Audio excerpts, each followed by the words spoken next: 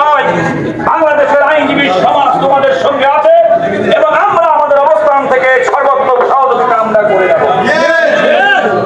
আরেকটি কথা বলতে চাই, আপনারা এর মধ্যে বলেছেন দেশের মানবাধিকার গণতন্ত্র আইনের শাসন আজকে কোনো কিছু নাই।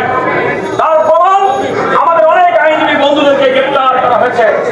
আজকের এই সভা থেকে সুপ্রিম কোর্ট আইনজীবী সমিতির সদস্য advocate Ruhul Kabir Rizvi, barrister Nasiruddin Ahmed Asim, advocate Abed Raja, barrister Sheikh Mohammad Zakir Hossain, advocate SM. Kamal Uddin, advocate Mohammad Jalal Uddin, advocate Nipun Roy Chowdhury সহ যে সমস্ত আইনজীবীদের গ্রেফতার করা হয়েছে, অ্যাডভোকেট শামসুর রহমান শিমুল বিশ্বাস সহ ব্যারিস্টার আন্দালিব রহমান পার্থ, যে সমস্ত আইনজীবী নেতৃবৃন্দ এই মিথ্যা এবং অন্যায় নির্যাতনের শিকার হয়েছেন, গ্রেফতার হয়েছেন, রিমান্ডে গেছেন, আমরা অবিলম্বে তাদের মুক্তি দাবি করছি।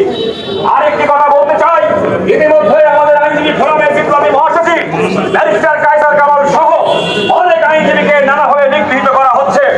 আইনজীবীদেরকেও পর্যন্ত এই তথাকথিত ব্লকমেল এবং গ্রেফতার এবং আতঙ্ক থেকে আইনজীবীদেরকেও মুক্ত করা যাচ্ছে না, হচ্ছে না।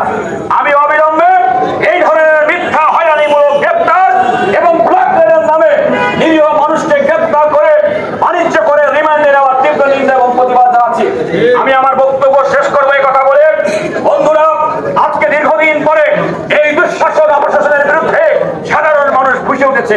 তার প্রমাণ গত 16 জুলাই থেকে অদ্যাবধি আজকে মানুষের যে উচ্ছ্বাস, মানুষের যে বাঁধ ভাঙা জোয়ার, আমি বিশ্বাস করি অতীতে কোন স্বৈরশাসক জনগণের লোক এগিয়ে উঠেছে, তখন তারা টিকতে পারেনি। ইনশাআল্লাহ এই জনগণ এই ছাত্রদের উত্থানের মাধ্যমে, এই গণজাগরণের মাধ্যমে অবশ্যই হাসিনার পতন হবে এবং সেই পতনের প্রতীক্ষায় আমরা প্রত্যেকে অবস্থান করছি। সবাইকে ধন্যবাদ।